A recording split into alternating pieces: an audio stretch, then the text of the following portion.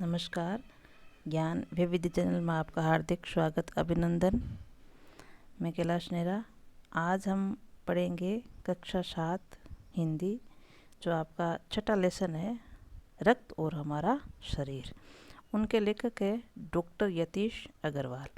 तो सबसे पहले हम थोड़ा सा डॉक्टर साहब का परिचय देख लेते हैं और आगे हम उनका लेसन शुरू करेंगे।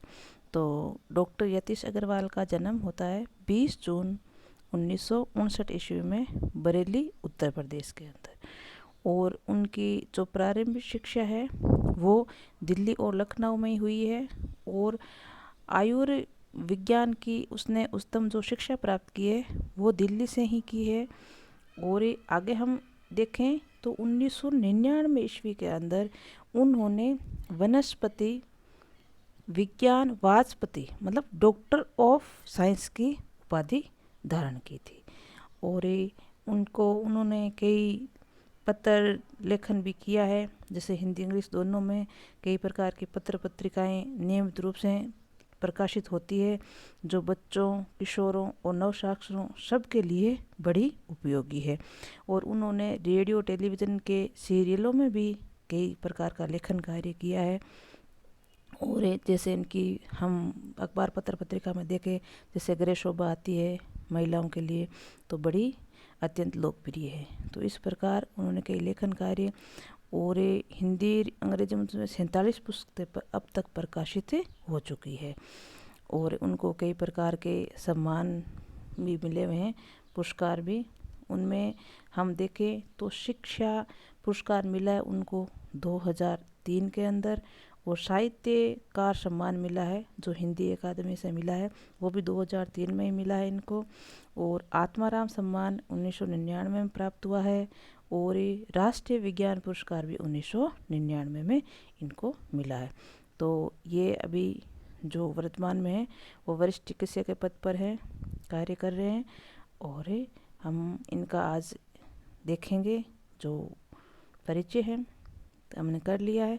अब इनका पाठ पढ़ेंगे, रक्त और हमारा शरीर। तो हम देखते हैं रक्त और हमारा शरीर। उनमें शरीर संबंधित रक्त कितने प्रकार का होता है, उनके अंदर क्या क्या पाए जाते हैं, और रक्त से हमें रक्तदान के बारे में भी बताया हुआ है। और ब्लड बैंक के बारे में भी बताया हुआ है इसमें, कि हमें ब्लड बैंक में रक्त किस प्रकार आसानी से प्राप्त हो जाता है। तो अब हम शुरू करते हैं आज का हमारा लेसन, जो कक्षा 7 के लिए है। छठा अध्याय है रक्त और हमारा शरीर। तो यहाँ जो दिव्या अनिल की छोटी बहन है, यूँ तो वह शुरू से ही कमज़ोर है, लेकिन इधर कुछ दिनों से उसे हर समय थकान महसूस रहती है।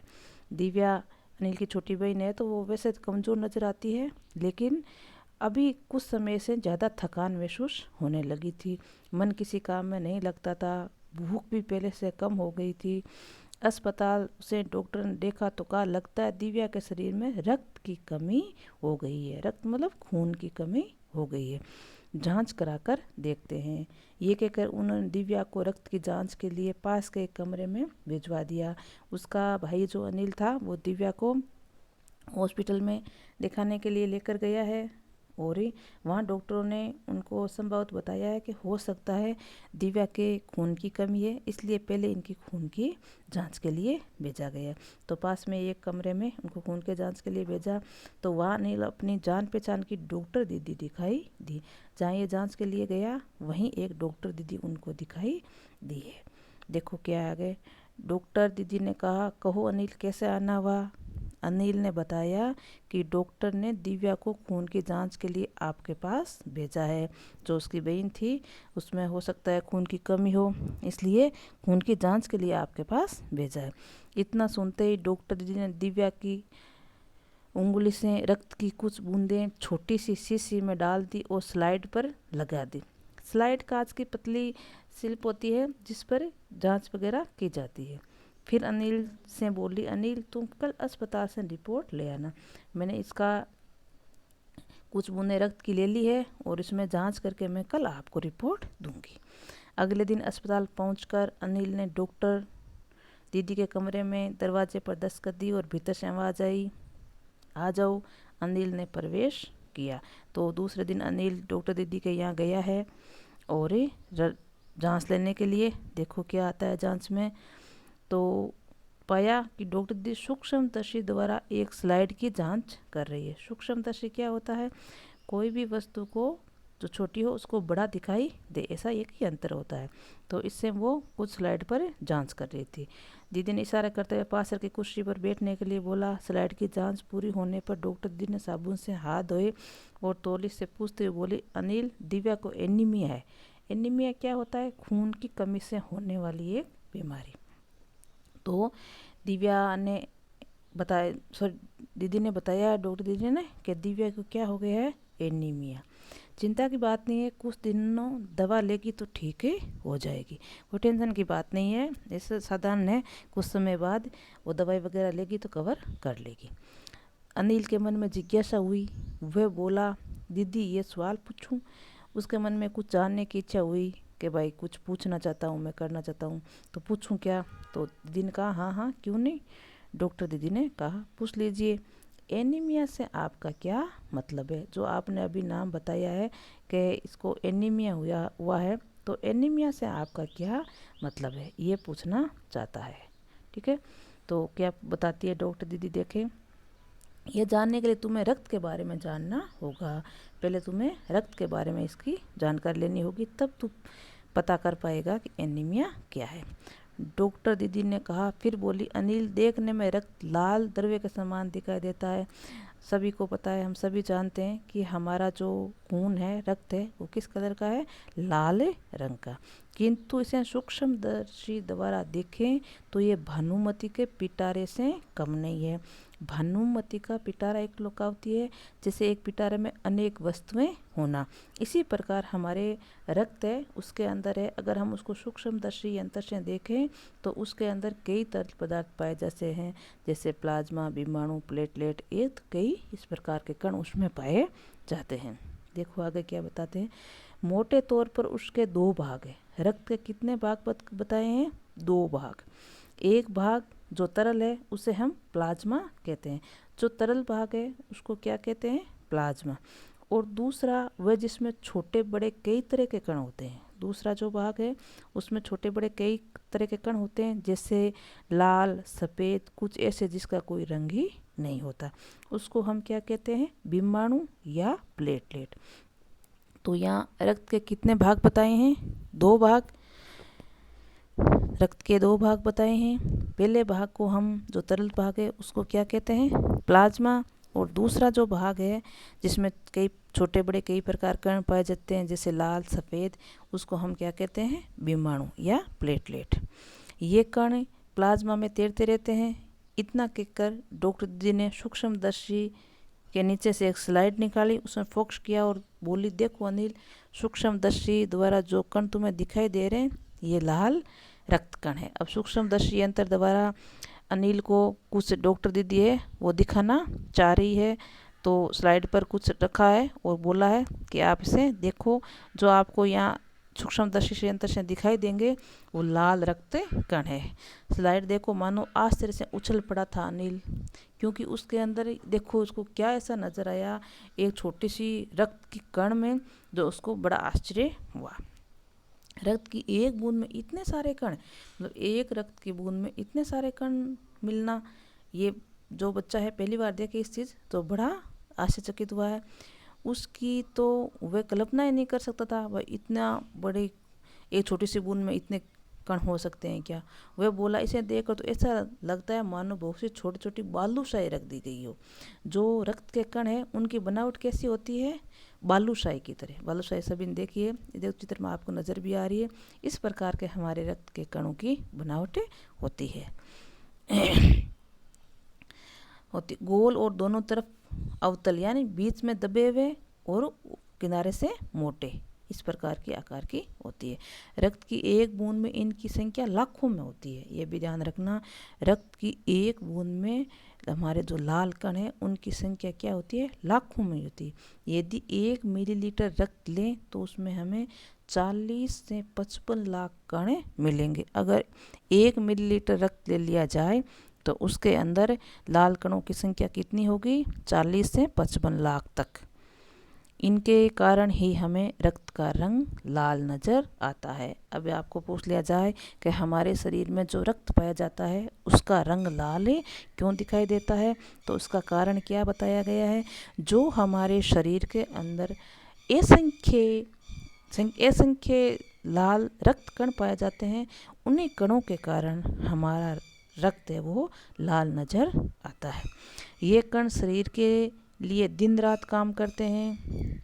सांस लेने पर साफ हवा से जो ऑक्सीजन तुम्हें प्राप्त करते हो वो शरीर के हर हिस्से में पहुंचाने का काम इन्हीं कणों का है। जो हमारी प्राणवायु है ऑक्सीजन, उनको प्रत्येक हिस्से तक पहुंचाने का कार्य कौन करता है? लाल रक्त कण। इनका जीवन काल लगभग 4 महीने का होता है। एक लाल रक्त कण का जीवन काल कितना बताया है? 4 महीने का। 4 महीने होते होते नष्ट हो जाता है, लेकिन एक साथ नहीं, धीरे धीरे, कुछ आज कुछ कल कुछ उस अगले दिन, जिस प्रकार नए बनते जाते हैं और जो उसके समय अवधि समाप्त होने पर वो ख़त्म होते जाते हैं। इसलिए हमारे शरीर में उनकी कमी नहीं होती या वो समाप्त नहीं होते। तब तो कुछ महीनों में ख़त्म हो जाते हैं। बच्चे के मन में ये जिज्ञासा उठी कि वह लगातार इस प्रकार 4 महीने बाद ये ख़त्म हो रहे हैं तो हो सकता है सारे नष्ट हो जाएं। अनिल ने डॉक्टर दीदी से पूछा है। वह सुनकर डॉक्टर दीदी मुस्कुरा उठी और बोली, नहीं, ऐसा नहीं होता। शरीर के हर समय नए कण बनते रहते हैं। जैसे 4 महीना अवधि बाद ख़त्म हो गया, फिर नए बनते गए, इस प्रकार ये क्रम चलता ही रहता है जो नष्ट कणों का स्थान ले लेते हैं। हड्डियों के बीच के भाग मंजा में ऐसे बहुत से कारखाने होते हैं जो रक्त कणों के निर्माण कार्य में लगे रहते हैं। हमारे जो हड्डियों के बीच में एक भाग होता है जिसको बोलते हैं मंजा, तो मंजा के अंदर ऐसे बनाने के लिए कई कारखाने हैं जो हमारे रक्त के कणों का निर्माण करते रहते हैं। तो ध्यान में रखता, मज्जा का क्या कार्य है? जो हड्डियों के बीच में पाया जाता है, हमारे रक्त के अंदर पाए जाने वाले जो लाल कण है उनको बनाने का कार्य करते हैं। ठीक है, आगे देखें। इनके लिए इन कारखानों को प्रोटीन, लोहे तत्व और विटामिन रूपी कच्चे माल की ज़रूरत होती है। अब जो कारखाने वो लाल रक्त कण कैसे बनाते हैं, उसमें उसको किस किस की आवश्यकता होती है? प्रोटीन, लोहे तत्व और विटामिन की, जो हमें किससे मिलती है? पौष्टिक आहार के कारण। पौष्टिक आहार का मतलब समझ के ऐसा भोजन जिसमें सभी अवयव हो, संतुलित भोजन, जैसे हरी सब्जी है, फल है, दूध है, अंडा है, गोश्त मतलब मांस, ये तत्व उपयुक्त मात्रा में हो, उसे हम क्या कहते हैं? पौष्टिक भोजन। जब हम ये जो पौष्टिक आहार ग्रहण करेंगे तभी ही जो कारखाने हैं वो अधिक से अधिक लाल कण बनाएंगे, जिससे हमारे शरीर में उनकी संख्या लगातार बनती रहेगी। आगे देखें तो आगे और भी रक्त के बारे में कई बातें बताई गई है, किस प्रकार क्या क्या कार्य करते हैं। तो चलते हैं। रक्त और हमारा शरीर, यदि कोई व्यक्ति उचित आहार नहीं ग्रहण करता तो उसे कारखानों के आवश्यकता अनुसार कच्चा माल नहीं मिल पाता। जैसे अभी आया था कि जो कारखाने जिसमें रक्त कण बनते हैं वो किससे बनाते हैं? हमारे पौष्टिक आहार से। अगर मान लो कोई व्यक्ति पौष्टिक आहार नहीं ग्रहण कर रहा है तो उनको वो कच्चा माल प्राप्त नहीं होगा और वो वहाँ लाल रक्त कण नहीं बना पाएंगे या अधिक संख्या में नहीं बना पाएंगे। रक्त में, जिससे रक्त में क्या हो जाती है? रक्त की, हमारे शरीर में क्या हो जाती है? रक्त की कमी। और इन लाल कणों की कमी को ही हम क्या कहते हैं? एनीमिया। तो डॉक्टर अनिल को बताया है कि एनीमिया क्या है। तो हमारे शरीर में जो लाल कण पाए जाते हैं उनकी अगर कमी हो जाए तो उसको हम बीमारी को क्या कहते हैं? एनीमिया। और वो बनाता कौन है? हड्डियों के बीच में जो मंजा है वो बनाते हैं। और वो किससे बनाते हैं? जिससे हम पौष्टिक आहार लेते हैं उससे वो बना लेते हैं। अगर हमारे पौष्टिक आहार में कमी रही है, संतुलित आहार नहीं लिया है, तो वो ज़्यादा कण नहीं बना पाएंगे और जिससे हमारे शरीर में रक्त की कमी हो जाएगी और हमें क्या हो जाएगी? एनीमिया बीमारी। आगे देखो अनिल क्या पूछता है। तो क्या संतुलित आहार लेने मात्र से हमें एनीमिया से बच सकते हैं? अनिल ने सवाल किया। क्या डॉक्टर दीदी आपने कहा कि पौष्टिक आहार ना हो तो वो बना नहीं पाएंगे। तो क्या हम अगर संतुलित आहार लें, मतलब पौष्टिक आहार लें, तो हम एनीमिया से बच सकते हैं? तो डॉक्टर दीदी क्या कहती है, देखो दीदी ने बोला हाँ, ये कहना काफ़ी हद तक सही होगा, लगभग सही बता रही है। कह रही कि हाँ, अगर हम बराबर पौष्टिक आहार लेते रहेंगे तो वो कल कारखानों को कच्चा माल मिलता रहेगा और वो लाल कण बनाते जाएंगे। ये तो एनीमिया बहुत कारणों से हो सकता है, और भी कई ऐसे कई कारण है जिससे एनीमिया हो सकता है। देखो क्या कारण बताती है, किंतु हमारे देश में इसका सबसे बड़ा कारण पौष्टिक आहार की कमी है। क्या और भी कई ऐसे कारण हो सकते हैं जिससे हमारे शरीर में रक्त की कमी हो सकती है, जिसमें एनीमिया हो सकता है, लेकिन हमारे भारत में सबसे बड़ा एनीमिया होने का कारण पौष्टिक आहार की कमी ही बताई गई है। इसके अलावा इस रोग का एक और बड़ा कारण है, देखो क्या बताया है, पेट में कीड़ों का हो जाना। जो एक और भी कारण बताया है, पेट में क्या हो जाते हैं, कीड़े हो जाते हैं। कीड़े पेट में कैसे आते हैं, इसका कारण क्या है, ये कीड़े प्राय दूषित जल और खाद्य पदार्थों द्वारा हमारे शरीर में प्रवेश करते हैं। अगर हमने दूषित जल पिया है, खराब जल पिया है, खाना ऐसा खाया है जो खुला पड़ा हो या बनाते समय सावधानी नहीं बरती गई हो, तो उससे हमारे शरीर के अंदर ये कीड़े प्रवेश कर जाते हैं।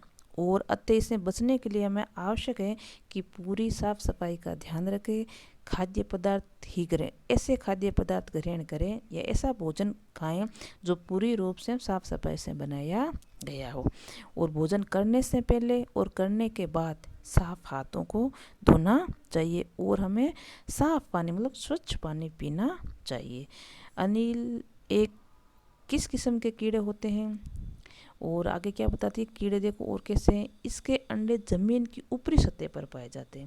जो ये कीड़े हमारे पेट में जो कीड़ा आते हैं, उसके जो लार्वा है, अंडे है, वो कहाँ पाए जाते हैं, जमीन की ऊपरी सतह पर।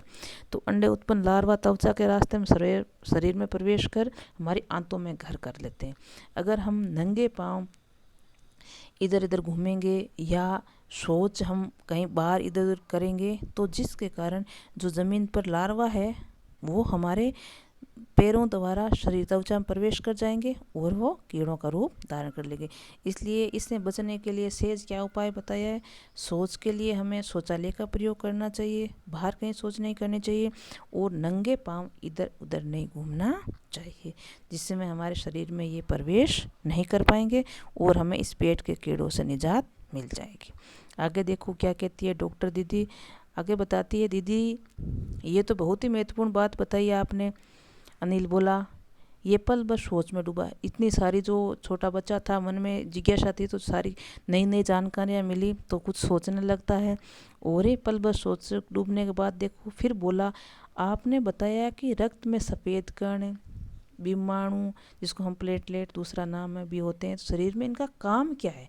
जो शरीर में रक्त के दो भाग बताए थे, जैसे तरल पदार्थ को हम प्लेटलेट, तरल पदार्थ को प्लाज्मा कहते हैं, और जो अन्य छोटे छोटे कण पाए जाते हैं जिसको हम बीमाणु या प्लेटलेट कहते हैं, तो इनका हमारे शरीर में कार्य क्या है, क्या क्या ये काम करते हैं, इसके बारे में अनिल की जिज्ञासा हुई है।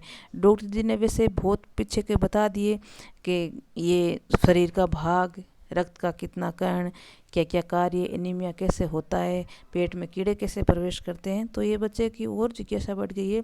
इसलिए ये क्या पूछ रहा है कि इनका कार्य क्या है, ये हमारे शरीर के अंदर काम क्या करते हैं, इसके बारे में हमें थोड़ा सा बताइए। तो देखो डॉक्टर दीदी क्या बताती है, दीदी बोली, सफ़ेद कण वास्तव में हमारे शरीर के वीर सिपाही हैं, जो हमारे शरीर में लाल रक्त कण, सफ़ेद कण और कई जिसके रंग विहीन होते हैं, जिसमें सबसे मुख्य रूप से जो सफ़ेद कण होते हैं वो हमारे शरीर की बाहर जो रोगाणु आते हैं उससे रक्षा करते हैं, इसलिए वो वीर सिपाही कहलाते हैं।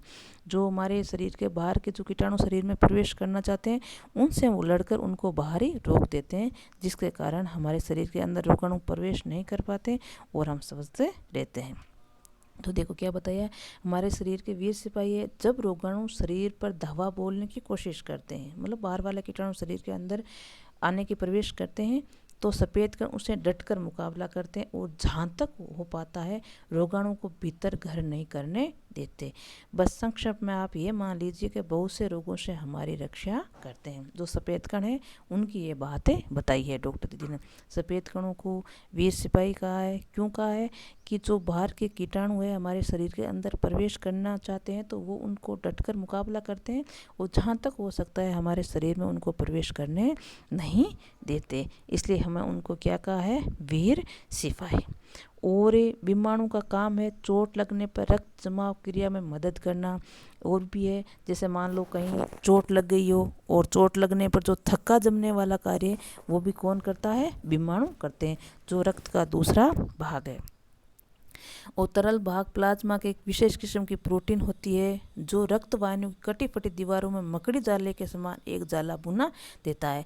और जो हमारा पहला भाग है तरल भाग, जिसको हम प्लाज्मा कहते हैं रक्त का, उसका क्या काम है? जो हमारी नसें होती है, रक्त वाहिनियाँ होती है असंख्य, उसके अंदर जो कटी फटी मकड़ी जाले के समान होती है, तो इस जाले में वो चिपक जाती है और बाहर से अगर कोई अंदर प्रवेश करना चाहे तो उसको रोके जा सकती है। ये उनका कार्य है। तो बीमाणु जाले में चिपक जाते हैं और इस तरह दीवार में आई दरारें बढ़ जाती है और रक्त बाहर निकलना बंद हो जाए। ये रक्त का थक्का जमना बताया है। अगर हमारे शरीर में कहीं चोट लग गई हो तो रक्त को कैसे रोका जाए? तो ये रोकने का कार्य कौन करता है? जो बीमाणु है वो हमारी जो दरारें हैं, जो रक्त वाहिनी है उसमें जालानुमा वो फैल जाती है और जो रक्त बाहर निकल रहा है उसको रोक देती है। आगे अनिल बोलता है, दीदी लेकिन घाव गहरा हो तो खून बहता ही चला जाता है। ये भी सही बात है। अगर ज़्यादा चोट लग गई हो तो हम इस प्रकार वो नहीं रो सकती, तो हमें क्या करना चाहिए? डॉक्टर के पास जल्दी से जल्दी ले जाना चाहिए। और जहाँ तक हो सके ज़रूरत तक टाँके लगाने भी पड़ सकते हैं ताकि उसके बहाव को रोक सके। अगर हम घर पे कुछ उपचार करना चाहें डॉक्टर से पहले तो क्या करना है? डॉक्टर के पास पहुंचने तक के समय में चोट के स्थान पर कसकर एक साफ कपड़ा बांध देना चाहिए और दबाव पड़ने पर रक्त का बहाव कम हो जाता है। जहाँ से चोट लगी है वहाँ से थोड़ा सा ऊपर एक साफ कसकर कपड़ा बांध देना चाहिए, जिससे दबाव पड़ने पर रक्त का बहाव कम हो जाता है। उस व्यक्ति के लिए काफ़ी लाभप्रद सिद्ध हो सकता है। अगर इस प्रकार लगातार रक्त बहता रहा तो हो सकता है उस आदमी को रक्त चढ़ाना पड़े और अगर रक्त की कमी होगी तो उसकी मृत्यु तक हो सकती है। तो ये डॉक्टर दीदी अनिल को समझा रही है कि अगर ज़्यादा गहरा घाव है, चोट है, तो वो डॉक्टर के पास लेकर जाएं। और डॉक्टर के पास पहुंचने से पहले आप घर पर एक ये उपाय कर सकते हैं, सफ़ेद कपड़ा कसकर उस पर बांध दें जिससे बहाव कम हो जाए और उसको लाभ मिले। आगे देखो क्या करती है। अनिल ने कहा, क्या ऐसे समय में किसी भी व्यक्ति का खून काम आ सकता है? ये बात भी बहुत अच्छा क्वेश्चन पूछा है उसने।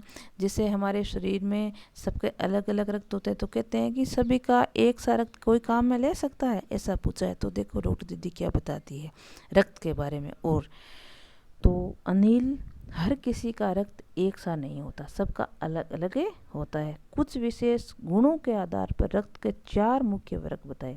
रक्त कितने भाग बताए हैं दीदी ने? 4। तो उनको 4 भागों में बांटा गया है। ज़रूरतमंद व्यक्ति के रक्त समूह को जांच करने के बाद ही उसी समूह का उसको रक्त चढ़ाया जाता है। जैसे 4 भाग बता दिए, जिस भाग का उसके अंदर रक्त है जांच करने के बाद उसी भाग का उसको रक्त चढ़ाया जाता है।